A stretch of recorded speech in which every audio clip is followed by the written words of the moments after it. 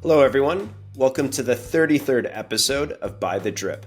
This podcast is all about coffee, entrepreneurship, and the incredible people we meet through the story of coffee.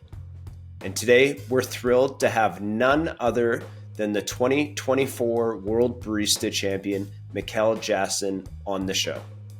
We kick off the episode by discussing the release of our brand new documentary, The Flower Story, which follows Miki and three other incredible baristas we had the privilege of coaching.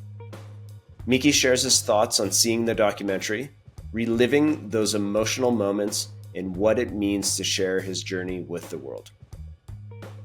We also explore the profound impact of his theme and the importance of slowing down to savor life's moments, whether through the ritual of coffee or the beauty of a sunset. Okay, let's dive right into the conversation with the 2024 World Barista Champion, Mikael Jasin.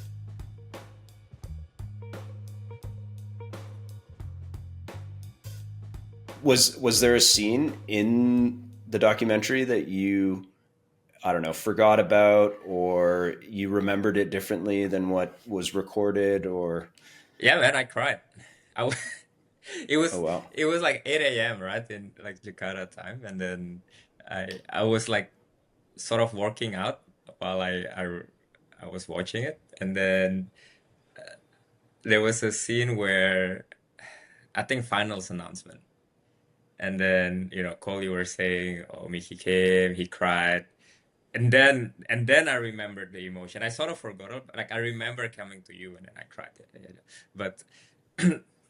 Yeah, like seeing that, it brought back the emotion, and then yeah, I got pretty teary. Sort of ruined the workout because then after that, after that, I couldn't really go back to the to the groove. But it was really great, and I think it's great that people can see that as well. I think because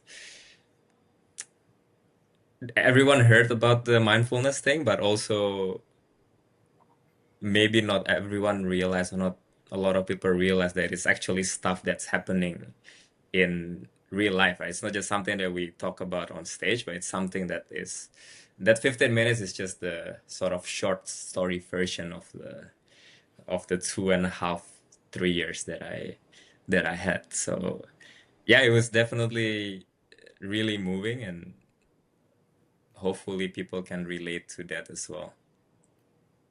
Sure. Yeah. If if there was something you could add to the 15 minutes to share that story on the stage, let's say you got an endless amount of time, or 20 minutes, whatever amount of time you Mm. think you might need, what part of the journey, what part of the pathway that you've been on would you want to add into the competition Mm. presentation? Great question. Like we've done this we've done this roadshow thing after WBC, where we do the three courses, and then I tell the stories, and that's 1 hour. And that's 1 hour really is just the extended 15-minute version. So some of that we talk more about the coffee, because that 15-minute presentation, I barely talk about the coffee, right? So it's, for some people, they find it interesting also to learn how the coffees were processed, especially because the coffees taste very different, and the milk and things like that. But also I talk more about my journey, which is the burnout, and how the burnout happened, and my journey back to finding myself again through helping people, through going to therapy, through working with you guys, and linking that into the drink. And then we also do the breathing and visualization exercise with the performance, because it's 15 minutes. We build the protocol step by step, right? Like the milk course, it was just closing of the eyes, and then the signature beverage course, it was closing of the eyes, breathing, a little bit of touching of the tactile sensation, touching of the cup. And then the third course espresso, we add visualization of walking around and at the farm. That was the challenge, right? With the judges, you need to build sort of rapport with them and get them to trust you and slowly extend the period where they have to close their eyes. Well, with the 1 hour session that we do, I normally do that before the first course. So we go through the breathing, we go through the visualization, take some time, about 5 minutes, to get everyone sort of accustomed to it.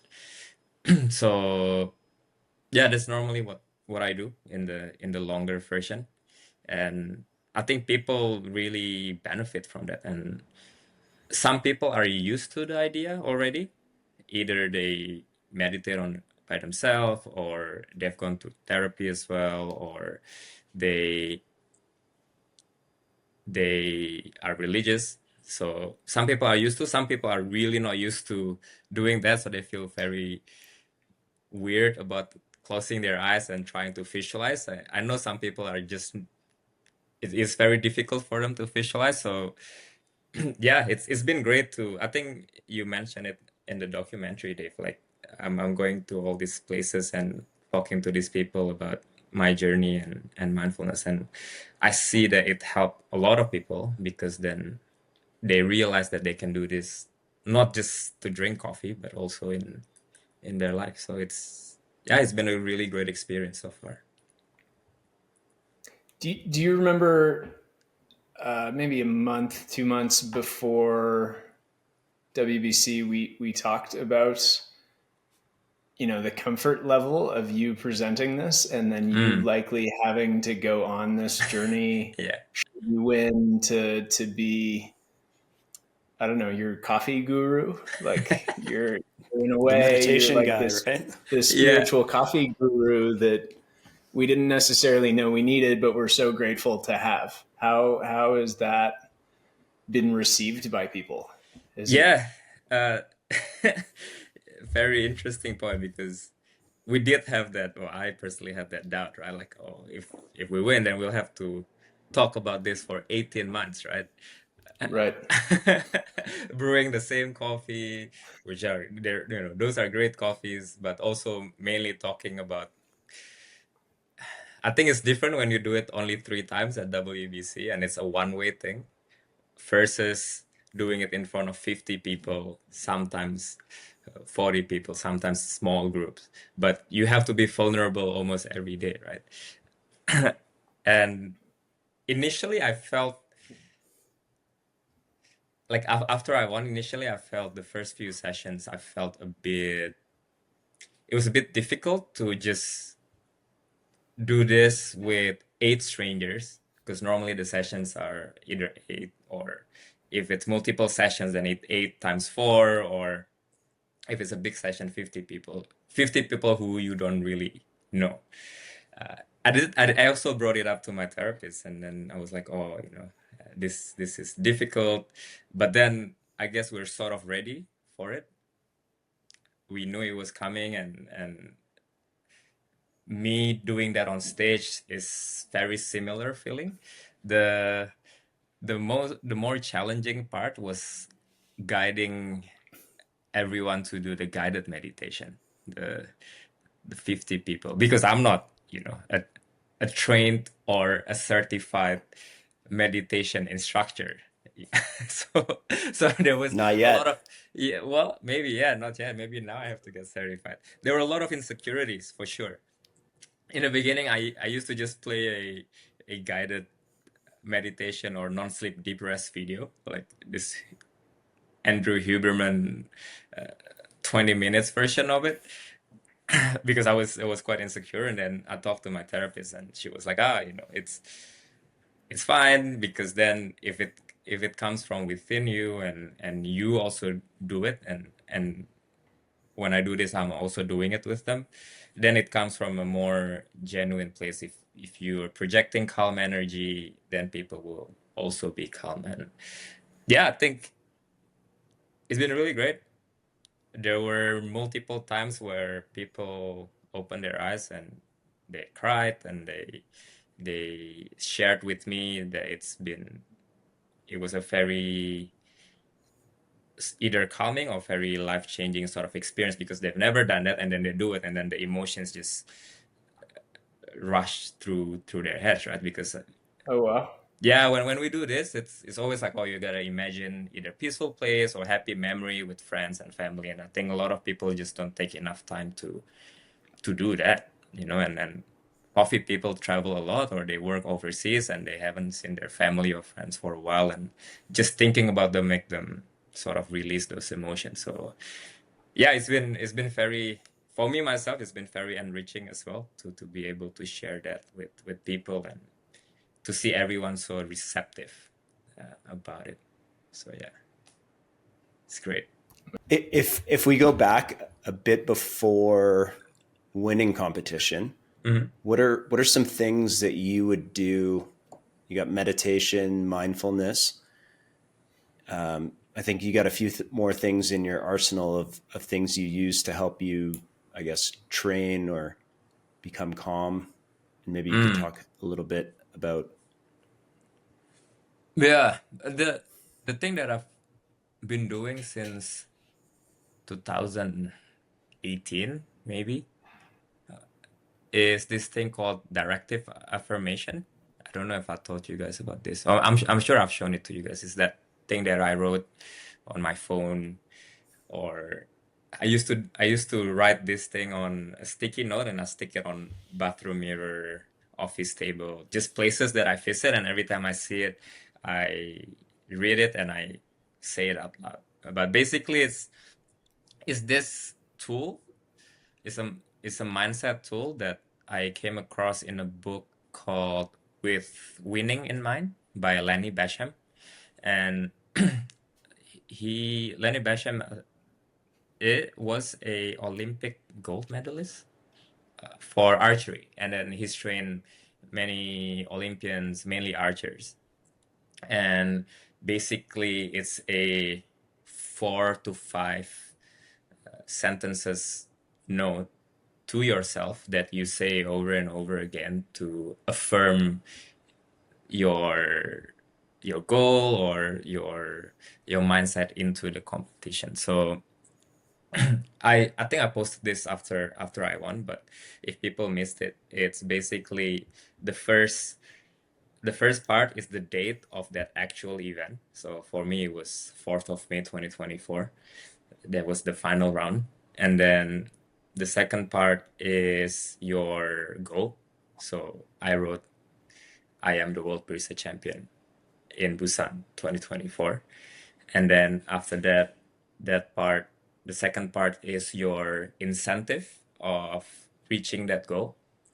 So mine was, I am thankful for the opportunity to become the best in the world and to inspire others through my story.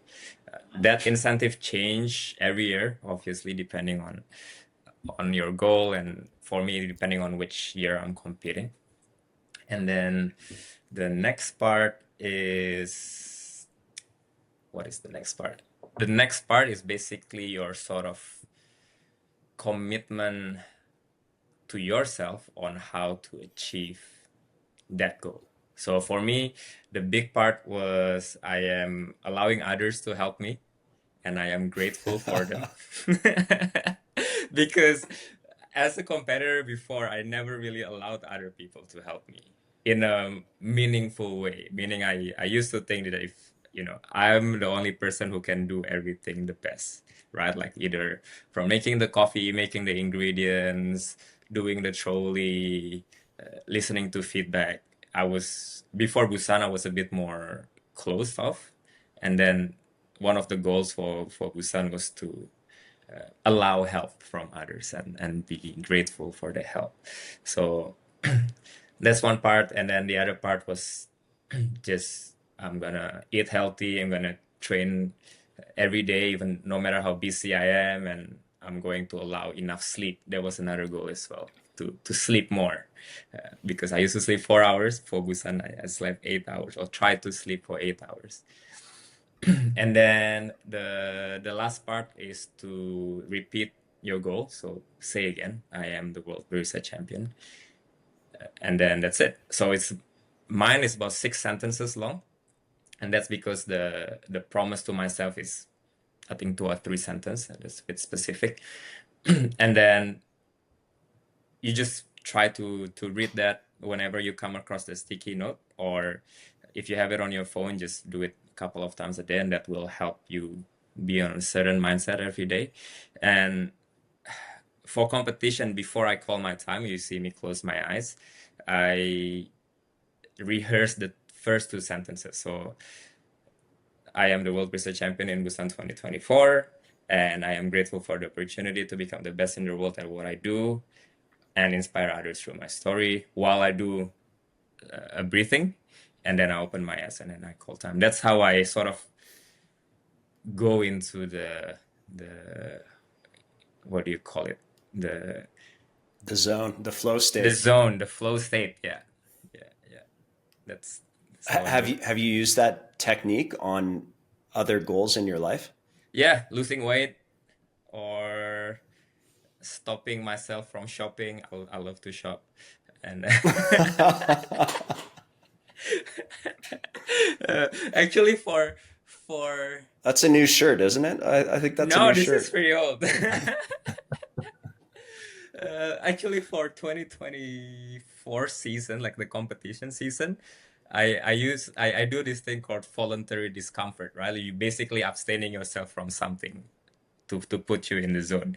Alcohol was one of them. Like I didn't drink alcohol for a few months, but even longer than alcohol was not buying anything that is not comp related, and that I did from national, so like October 2023, like when I started training for national, all the way until May 2024. So for 8 months, I didn't buy anything that is not comp related.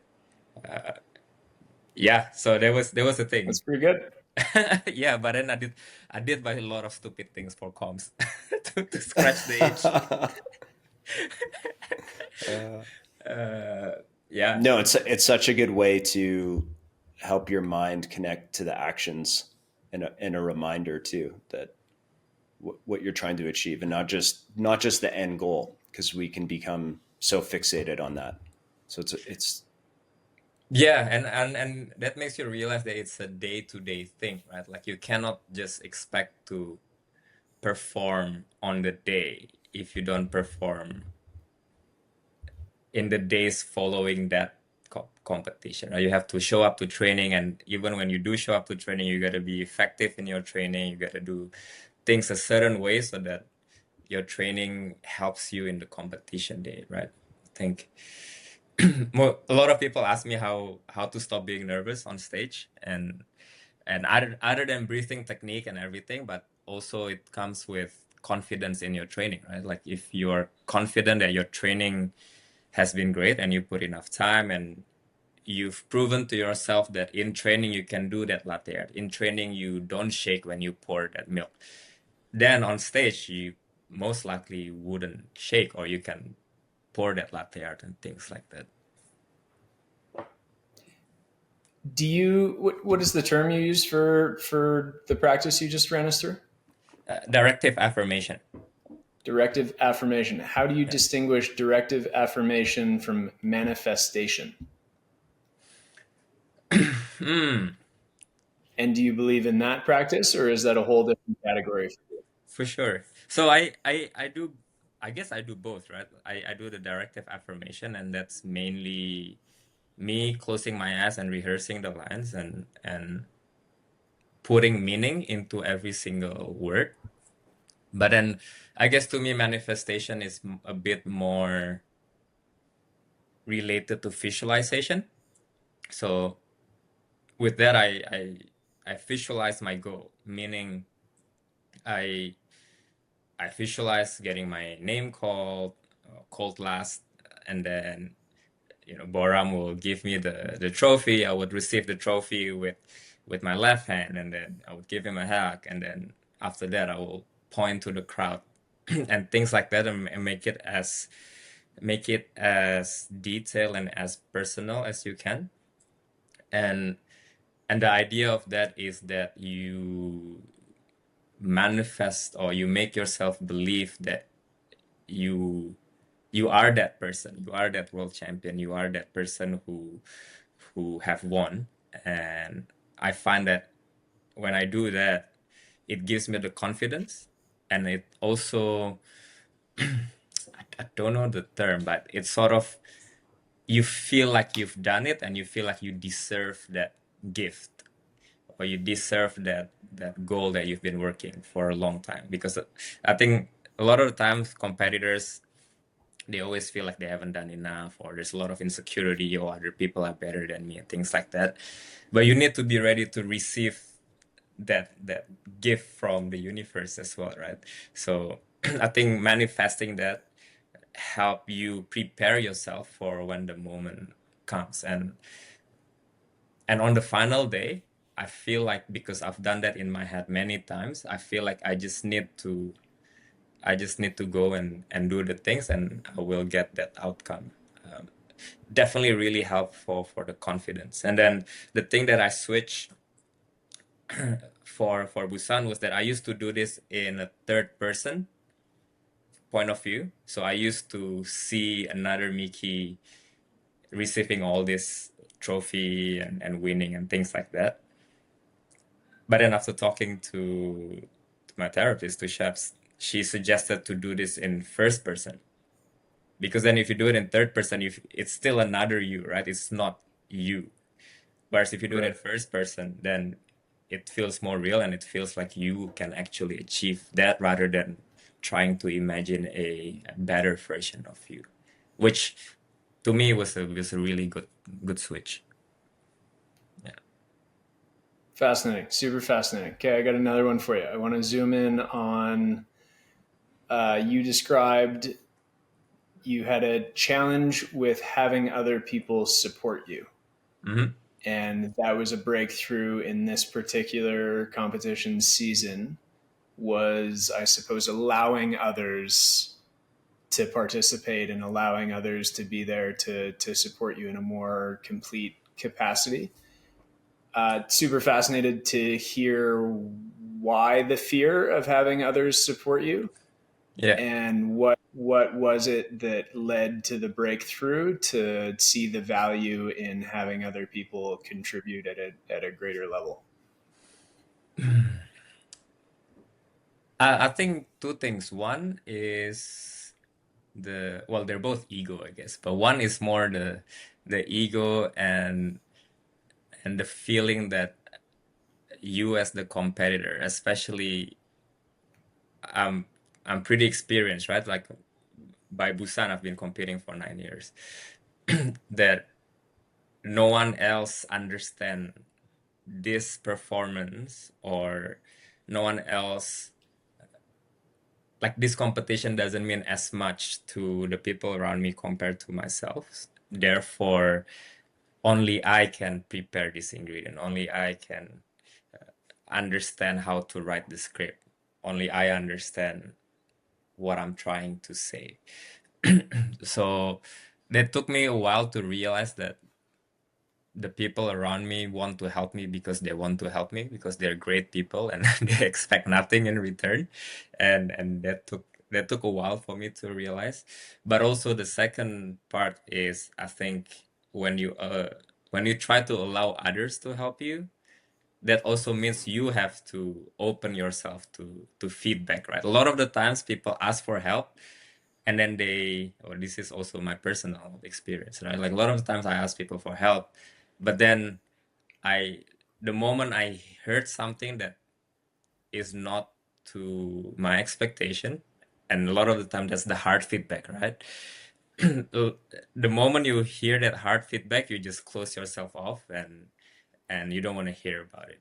You just, either you stay hard-headed, or you find an excuse to not listen to that feedback. So in my directive affirmation, when I say I allow others to help me and I'm grateful for them, that also means for myself to, when I hear something that I don't want to hear, not to reject that straight away, but to internalize it, and then maybe sleep on it, then come back to it the next day. I think that's why, I don't know if you guys could feel it, but sometimes when you give feedback to me, I don't say no. I don't say yes straight away. I'll just like, oh, I'll think about it, and then the day after, I'll tell you how I feel about it. So I think, yeah, that's the difference, and it was hard. It took me some time to learn how to do that. I've got one more for you related to the same line of thought. How much of your journey through burnout do you think comes with shouldering the entire responsibility and the entire weight of your competitions and not letting other people in? And have you considered at all that by letting other people in, maybe that helped relight the flame and lead you back to the stage? Is there any correlation there, or am I overly fishing here? He's looking for a compliment. Yeah, can you rephrase that question? I can rephrase the question. Yeah, for sure. So you talk about doing everything on your own.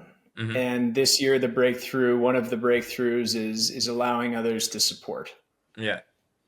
You talk about your journey and how you're burnt out. Mhm. And at least the way that I'm framing it, the burnt out part of your journey comes from the individual effort where you're shouldering the weight and the burden of the majority, let's say, maybe not 100%, but the majority of the work at hand, where you find yourself back to the stage with new state of mind, new perspective. I'm just wondering if that correlates at all with having maybe a different support group behind you, a different intention behind that support group, a different understanding with those around you, and did they in any way help relight the fire to get you back to the stage? And the reason I'm asking this question is I know so many competitors want to do it themselves, and so many people want to do it themselves. And I'm just curious if for you kind of opening up and becoming more vulnerable and sort of trust falling into other people helped you get back up there, or if I'm just completely reaching here. No, I think there's definitely some truth to that in a way that one of the reasons why I burn out was also because I couldn't really talk to people about my feelings. Right? Obviously, yes, he was there and I could talk to her, but not to a lot of other people, right? And I think sort of holding on to that failure or pain of failure for a long time, and this sense of responsibility as a competitor from, I guess, from a producing country is it was hard. And then yeah, eventually when I started talking to more people, either actively trying to sort of find myself back or just by sharing my story or sharing about how I feel, most of the time when helping other competitors, because I know what they're going through, so sometimes I share a bit of my burden to them so that they know that it's not a isolated feeling, right? Everyone feels the same way. Then through that, the burden is becoming less and less heavy. So yeah, I don't think you can do competition alone, for sure. Especially these days, you cannot do everything, and you cannot be the best at everything, right? You cannot be the best roaster, the best barista, the best presenter, the best trolley manager, all at the same time. Maybe you can be at different times, but trying to do that at the same time, no, I don't think anyone can do that. Yeah. I think that's super important. When we were touring with Boram, we talked about obviously teamwork and putting your team together. And even if that's a support person that doesn't even work in coffee to help you train or taste or do the presentation in front of is really important. I think, Cole, have you ever felt the same way, that you've, as a competitor, kind of shouldered all of the burden, or did your big brother help out? I'm looking for the compliment now. Yeah, like yes and no. I think What do you mean yes and because no? we've always. Well, let me finish my train of thought here, man. I just want my Um, compliment. yeah, you'll get your compliment. I think because we've always done it together. It's like I haven't ever felt that I'm alone in doing it. I think the part for me that's been a challenge is some years getting back on the horse and deciding to do it again. That I think is the biggest sort of burden or weight on my shoulders, because I think, this is reflecting back 10 years or more, and in the mid phase of our 10 years of barista competition, like we're talking 2012 to 16 or something. I need to make the choice personally in order for us to continue. And I think that's where the burden has come in, at least for me, but I've never felt like I'm alone or I got to shoulder the whole thing myself or anything like that. Just knowing that I have always done it with the team. But everybody operates in different ways. And so I was just curious to sort of hear your perspective on that, Miki, and if that's at all correlating. I think your answer was fantastic. I'm fired up. Fired up for what? Just fired up, man. Just fired up. Do you want to, like shine the light on some team members that, showed up in the documentary, but Dave, you got enough compliments, dude. Okay, No, you man, got not enough me. compliments in what I said. No, I don't need any compliments. I'm happy just to be here. No, just who else is on the team and it's really important because it wasn't just us or the three of us. There's a supporting cast of a whole bunch of really important people. Yeah, I think the backstage team was very small. It was just me, Jesse, you guys, pretty much. I like to keep the backstage team very small because sometimes just too many hands, too many voices, that gets very distracting. But the team itself, the one who can't really be backstage is big, right? There's obviously Daryanto. He's always, not just to me, for the whole Indonesian coffee community. He's like the father of Indonesian coffee, right? So he always provide moral support, resources, time, money, space for me to achieve my dream, and not just me, everyone. So he's definitely a big part of that. The other Common Grounds founders were there too, Yoshi and Aston. And it was very cool to have the morning we dialed in for finals. Yoshi was there with us, and I think for him also, for a long time, it's his dream to become a World Barista Champion as well, right? And for us to be able to dial in one last time in Busan, we dialed in Boston together, just the two of us. Um, so it was very cool. Aston was there, one of the other co-founders from Common Grounds, and then yeah, a lot of people. Ryan was there. My team from Indonesia, some of them are actually there because Indonesia has a booth, so they were there. Uh, just yeah, a bunch of people who either were there or not there. My friend from Melbourne, Ernest, who I think you met. I don't know if he judged in Busan. He's a WBC certified judge. I can't remember if he did. Maybe just the first round, but yeah, he was there more as a. I shared a taxi with him to the after party. Oh yeah, okay. Yeah, he was there more for moral support because I became friends with him because I started competing in Australia in 2015, and then someone from my team, like another barista, is friends with him, and he was already judging at that time, so he sort of introduced me to him to help see my run and things like that. So yeah, it's great. I think being in Asia as well, in Busan, it allowed for a lot more people to come and support. So yeah, it was great. Could you highlight or talk to us a bit about, you've mentioned them a few times, your therapist. and Mm. what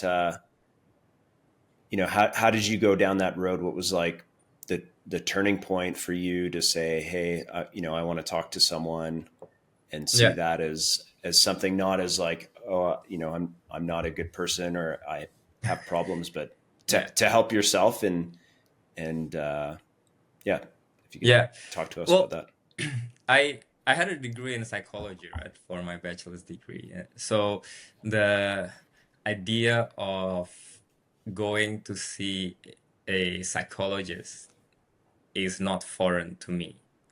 Also, my dad has seen a therapist since he was a kid. His what's the correct term these days? Neurodivergent. He's got a neurodivergence, so he's been seeing a therapist since a kid. So it's not something that is completely new to me, but it was something that I always thought as, oh, I don't need this. It's for other people, good for them if they want to go and see a therapist, but I'm fine, type of thing. I know enough. I uh, I'm healthy mentally and physically. I don't need it. But there was a point of time, can't remember exactly when, that I felt like I need to be a better person as yeah, as a person, as someone who runs multiple companies, leading people. I Either I was getting married or I just got married that time. So I also felt, I have a new role as a husband, right? So I felt like I needed help to be a better person. So I came to Shabnam, my therapist, for that, and she actually specialized in work burnout. So she used to be a corporate psychologist, and then yeah, so I came to her with that goal, and I think I started seeing her maybe 6 months before national competition sort of rolled about. So closer to the competition, then the sessions become more about me as a competitor. But in general, it's more about how I understanding myself so that I can be a better person and either be a more contributing member of the society, or I don't hurt the people around me because of my own problems, you know. So yeah, I think it's super useful, and now some people in the team are also seeing her or someone from her team to help themselves be better as well. Obviously, everyone does it because, oh, in their head, or if I go and see a therapist, I could be a world champion too, which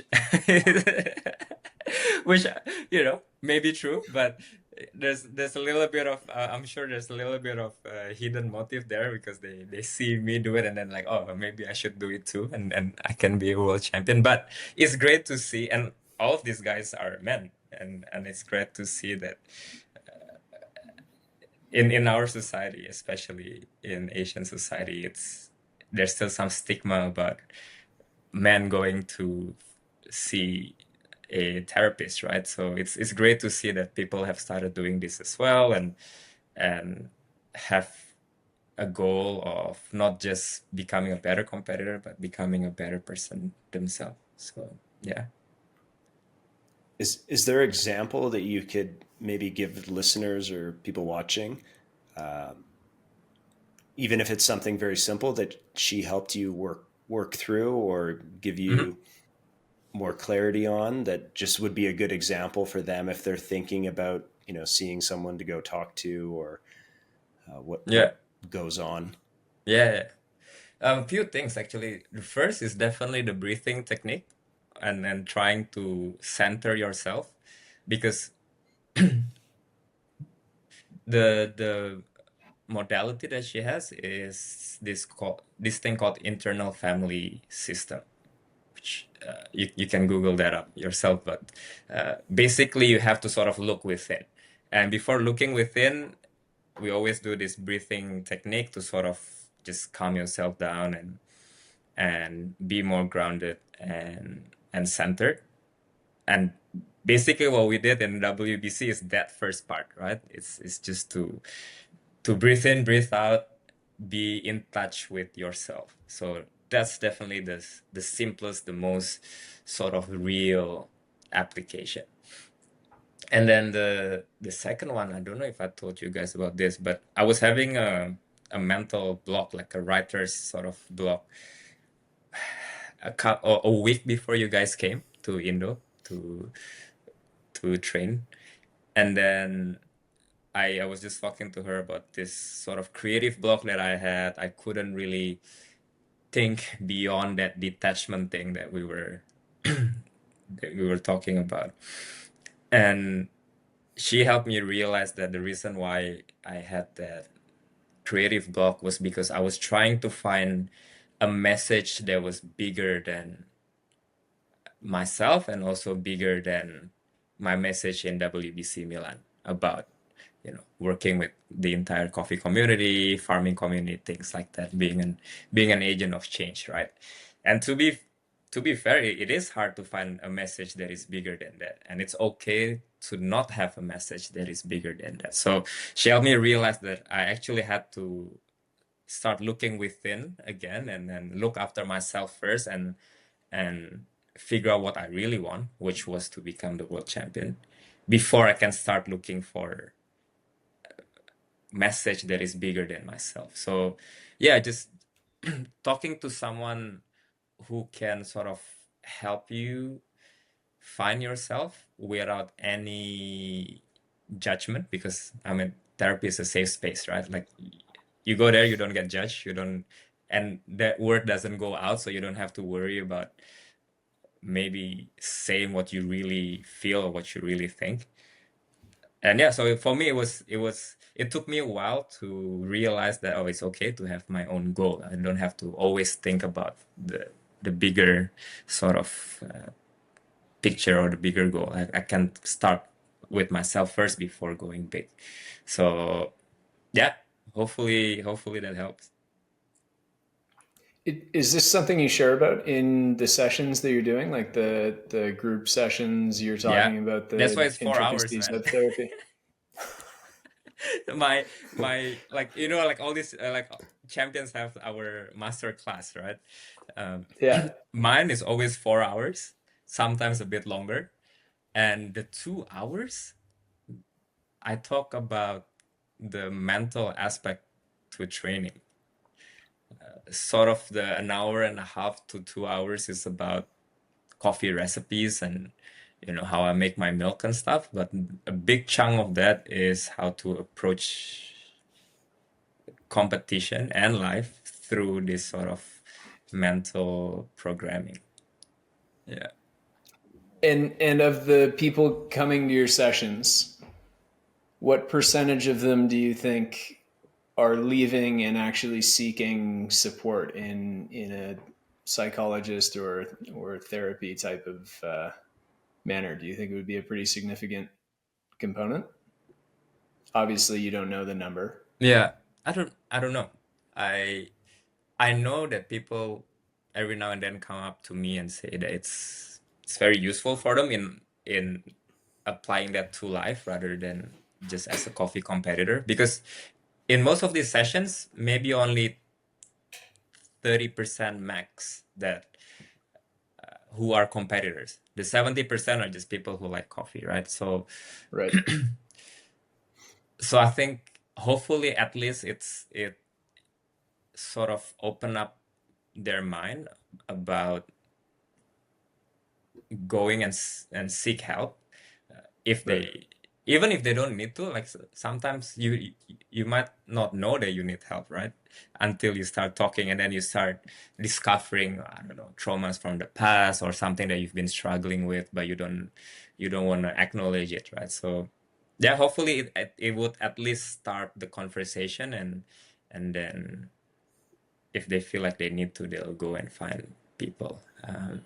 Yeah, I don't know, because it's not really my goal to to be an advocate for to go to make people go to see therapists, right? If they want, then it's great. But mine is just to share my story so that like what we say in competition, so that others can also see the light. Yeah. No, I think it's just a fascinating repercussion of the work that you're doing is people might seek that out afterward Mm, by hearing your story, whether they're seeking it out thinking they'll become the next World Barista Champion, or they're seeking it out just, yeah. realizing that they can become a better person through the help. And then I think on top of that, just your overall mantra and message about basically slow down, appreciate the moment, stop and smell the flowers, sit and savor, I think is, for me personally, and then for many other people, and I talk about this a little bit in the flower story. So many people have commented on how much they appreciate that messaging going out into the world, and how your presentation was not about innovative new technology and these things that are unattainable to the everyday barista. It was very real, very digestible, very applicable on a day-to-day basis. And I think you've had an amazing impact on the world of coffee already with 4 or 5 months, however long it's been. And I've felt that impact. I think as a person, as a professional, I've grown through your work. So it's not really a question. It's just more of an acknowledgement and a thank you. Our work, right? I'm glad I have you guys to thank for that. You help bring that to life and sort of making it into a concise 1,400 words speech compared to my initial 2,000 words or whatever that was. uh, but yeah, I think I'm also glad that we won that way, and the message that I have to say for the next 18 months is that, right? Imagine, and then now sometimes people ask me how to, like competitors mainly, how to find your theme and what you talk about on stage. I have another sort of angle to it and say, oh, imagine if you win, is this gonna be something that you like to talk about for the next year or so? Because then Right. you do have to talk about this for basically almost every day, right? So if it's something that is not genuine or something that you don't like, then your life, even after you won, would be miserable for the next year, because then you're talking, you're talking about something that either you don't like or you don't care about. So yeah, I'm glad we could talk about something that means a lot to all of us. Can you tell me a little bit about DOA? Speaking of things that are challenging that you've signed yourself up for the next 18 months. I'm just thinking we had a dinner a couple of weeks ago, and you were commenting on how much milk you have to make and your recipe. Can you maybe You just wish you talk a wish you little didn't do bit that about milk that? now. Yeah, I wish I came up with something easier. Just straight cow's milk. Yeah, yeah, one of the things that I have to keep doing is that DOA milk, the dairy, oat, and the cashew milk that I made. And because obviously people want to try the real set, right? The real espresso, the real milk beverage, the real signature beverage. And the challenge has been to make that milk overseas. But luckily we made it with this food processor, right? Some people have them already if they have a kitchen in their cafe, because pastry chefs use it quite a bit for like making bread dough and things like that. S- The challenge is to bring the actual milk. The dairy normally you can find just whatever. The oat milk, if it's in Asia, we have the same oat milk brand. The cashew milk is the one that I have to carry. And then depending on the amount of people who are going to that shop, sometimes it's 10 liters, sometimes it's 12, sometimes it's only 2 liters. But it's UHT, so at least I don't have to travel with it cold. So that helps. And but yeah, it's great. It's definitely one of the most talked about point when I'm doing the workshops, because people want to know what makes a good milk blend, how do you evaporate it, or if you turning it into a cryodesiccated powder, what's the best way of rehydrating it, things like that. But to be honest, like in the 6 months that I've done this, not a lot of people ask that question. I mean, they do, but people ask more about the mental thing, which is great. Which is Oh, good. interesting. Is Yeah. that the number one question on the road? Is like mindfulness or meditation? And Yeah, it's mainly how do I come about with that. And then the directive affirmation thing, people find it super helpful. I think it's mainly because people have a lot of sort of insecurity or doubts about themselves, so they want to learn how to be more assured of their own skills. And then the walking around, how did we come up with the walking around part? And then the milk. huh. So yeah, it's also something that you guys said in the documentary about repetition. I talk about I only train, well, closer to competition, I only train once a day. So sometimes people ask, if you only train once a day, how do you sort of maximize that one time a day type of training? Yeah. I think we spoke about this in the first podcast we did, where you're not truly doing it once a day. No. I know you're doing it a dozen times a day. It's just it's all happening in your head and you're watching it happen, which is a whole nother skill set that start with some mindfulness and you can work into moving without moving.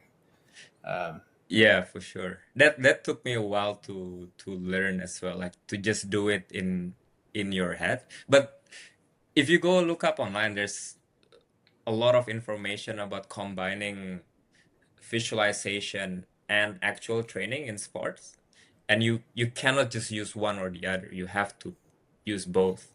And I find when you visualize, it definitely sort of make your learning go a lot faster, because you already imagine all this scenario, right? And then when you actually do it, you can apply these learnings that you've done in your head into the real life. So yeah, it's still repetition. It's just repetition in a different way. Yeah. It was so impressive. We'd finish for the day. You would rewrite your speech, come back the next day, and perform it perfectly, and only with one take. Where I think at such a high level, that's like incredibly hard to do. And it's like you're saying, you need to be able to do both. And most competitors, they need to do the 10,000 hours of actual practice first before they can kind of bridge that gap to do it once or twice a day, and then add more of the mental side. So Yeah, I think I've only started doing that in WBC Milan. So yeah, I guess you have to do your 10,000 hours, right? Like, or whatever, 1,000 hours, yeah, whatever it is. yeah, But for sure. I think for me, it comes, I just found it more effective if I do one one time, and then I make notes on what I want to change, and then do it in my head, whatever, versus doing it once and then maybe talk about it for like 3 minutes, 5 minutes, and then go again. I just don't like, to me personally, that change is more incremental rather than more exponential, right? Compared to if you only have one time a day, you want to do all these changes, you sort of plan it first and then you do it. Definitely the challenge is to remember the new script though, if you only do it one time a day. it's impressive, man. It was I was like a How little was it bit for you hesitant. guys? Well, at first I was like, oh man, this is going to be tough. But I think we said it on the last podcast. It's like we had to be so sharp and Mm. paying attention to everything on your one run a day, Yeah. because we were getting it once, maybe twice a day. So, which is good because we would do it, Cole and I, or other competitors, we'd hammer a bunch, and that also helps lock it in. But I think there's different training styles, and both Yeah, can for work. sure. You just have to match the training style to the competitor. And Yeah. we'd recommend most competitors, it's like repetition first, and then add in and layer in the Yeah. I think especially visualization. for competitors who are not used to presenting in English, it like to me it took me a while to do that, because also the like English is still basically my second language, right? Even though I speak English most of the time now, but it's it wasn't something that came natural to me. So I think for a lot of other competitors, the a lot of reps type of training is useful, because then they can also practice the pronunciation, they can also practice the script, especially if your national competition you didn't use English, and then for worlds you have to switch it to English, right? I think that's when repetition helps, until eventually maybe it's your second or third WBC, then you can do the sort of one a day type of training. Miki, what are you doing now that you're on the road? You're traveling, you're sharing with baristas, coffee lovers, all sorts of people everywhere. What are you doing to ensure that you don't burn out through this phase of the journey? I don't know, man. It's definitely a question that I ask myself as well. I meditate. I try to. I I don't always do it, because sometimes I choose to sleep in, and then I realize, oh shit, I have to I have to be somewhere in half an hour. But I try to still do it's normally about 6 to 7 minutes meditation, and that's because I use 2 songs to do it. I I help I use songs to help me sort of tap into the emotion, which is pretty cool. So normally I start with this song that is a little bit sort of more relaxing, and that's when I do my breathing first. So I do my breathing, and then the second song is something that slowly builds into a crescendo, and then there's a release. So that's when I sort of gather my inner self, my parts as they call it.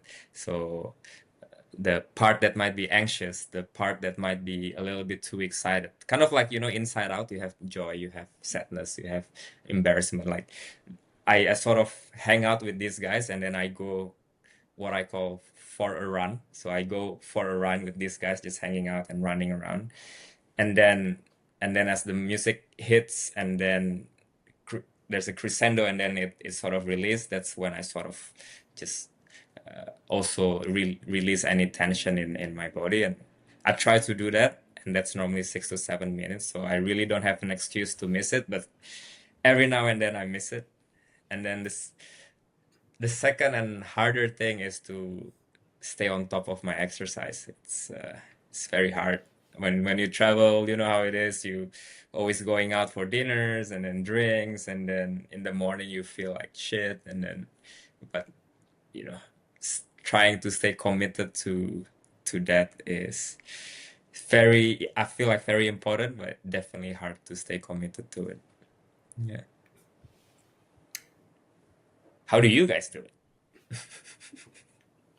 I'm not sure we do, man. I'll be honest with you. We're not World I'm not Barista sure Champions. We don't have to do much. No, I think we're trying to get to 1,000 it's- subscribers. I think it's a challenge. It's like, how do we stop and appreciate the moment? We get to travel to all these amazing places. We get to meet so many incredible people, enthusiasts, coffee lovers, whoever it might be, and then it's often, and I feel I say this all the time, but it's often I feel that I'm everywhere, and equally I'm nowhere, because the movements are faster than you can stop and sort of take a breath. And I think back to your presentation all the time when I'm traveling. It's like I gotta pause here, and I got to appreciate the place, the people, the moment, all those things that I'm currently experiencing before I blink and I move on to the next thing. For me, journaling is a big benefit. I find that in a way for me is my sort of meditation is stopping, and this often happens on flights, planes, trains, automobiles, type of thing. Uh, I try to write about what I've just experienced in the previous days, whether positive, negative, this was tough, this was beautiful, this was whatever it might be. That for me is a way to kind of pause and try not to burn out. But it's challenging when you're kind of all gas, no brakes. Sometimes the way that we move around, we got to pause for a minute to appreciate it. Yeah, it's important to find what recharges you. Yeah, sure. We all need, like, when we're on the road, there's not a lot of alone time. So it's like, where are those moments that you can get it? A lot of the time it's first thing in the morning, or, going for a run or exercise and trying to process, what's going on and recharge. And where do you gain your energy? Like, different people gain it different ways. So for Cole, it can be in front of a crowd, or you in front of a crowd, Meeting chatting 2,000 with people. everyone. Yeah. And, if for me, it might not be the same answer. So it's where can you gain energy, and then also like recharge from the long days. Yeah, for I sure. gotta Because go sorry. ahead. No, I was gonna say, because yeah, I'm probably like you, Dave. Like it takes a lot of energy for me to meet a lot of people. And once I'm there, I'm happy that there's a lot of people, right? You also sort of feed off their energy as well. But then once that's done and you go back to your hotel room, and then out of a sudden it's quiet, then you start feeling very drained, right? And yeah, I guess knowing yourself and knowing what recharges you definitely is very important. Yeah. I try to look at it as energy in, energy out. Like, if, talking to you, having conversation with you, dinner with you, dialogue with you, to me, that gets me fired up. And that's energy in. My battery level goes up. That's now energy I can project back out. And at least today, and I haven't always been good at this, but I'm getting better. It's like, I'm going to spend my time, when I have a choice on who I can spend my time with, I'm going to try to spend it with people that are going to recharge that energy for me. And, sometimes that's Dave, sometimes that's not Dave, depending on the amount of time we've spent together or whatever that might be. And, sometimes that will be you. Other times it might not be you, Miki. And Yeah. I think it's kind of weighing out, where do I need to be? Who do I need to be with, if anybody at all? And trying to figure out how can I recharge while still being present. And then how can I take that energy that I've just captured and sort of send it back into the world as the beam of light that I am. Whatever, you're stealing it. You're a vampire. You're stealing my energy, man. You just suck Dave's energy out of him. Miki, what does a day look like for the World Barista Champion when you're on the road? What does a week look like? Yeah, it's crazy. I think, especially being based in Asia, you're very close to these other big markets, right? Like, you're close to China, you're close to Korea, you're close to Thailand, Philippines, Indonesia is a big market. So it's it's a little bit more than I would imagine it to be. When I visualize, right, before I won, I was like, oh yeah, I'll go do these things after I won. But this is like that, but times five. So a normal like last week I was in Jakarta for like a day, and then I was in no, I started the week in Singapore, and then Jakarta for a day for an event, and then Vietnam, and then Jakarta again. So very normal for me to be in 4 countries in 1 week. And it's pretty crazy, and it's definitely not great for my carbon footprint, but it's but I'm very grateful that I can do this. This is for for me, myself, and a lot of competitors. We all work hard to be in this position, and I cannot complain, even though I'm tired. I cannot complain because I'm literally living the dream, and it helps that it helps to give some sort of normalcy that even though the place is different, the people speak different language, but the events are generally the same. You talk about similar thing, you're always making coffee, or if it's a coffee machine launch, you're launching the same machine. If it's a trade show, you see the same people but different countries. So there's some sort of pattern that you can sort of attach to, and that helps give me some sort of normalcy and some sort of habit as well. But yeah, the days are long and the nights are also long, and it's tiring, but yeah, can't complain. I'm definitely living the dream. Yeah. Well, don't forget to stop and smell the flowers sometimes. Yeah, for me it's sunset, man.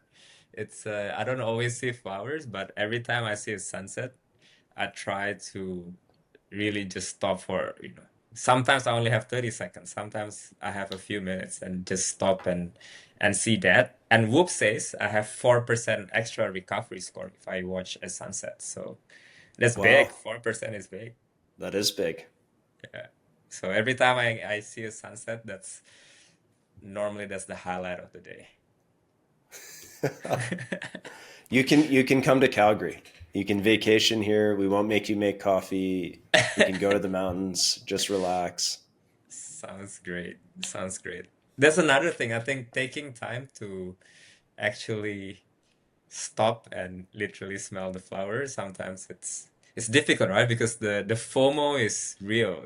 We want to do all these things. We want to pursue all this opportunity, but it's important also to actually block off the calendar and say, I want to rest, or I I don't want to do these things because I need that rest so that I can do the other things, right?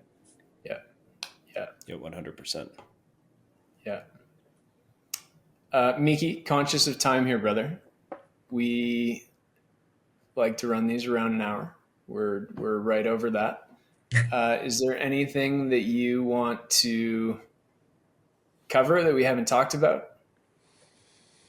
Do you want to compliment Dave some more? I'm not sure you got enough compliments in this episode. I don't need any compliments. Uh, no, I think,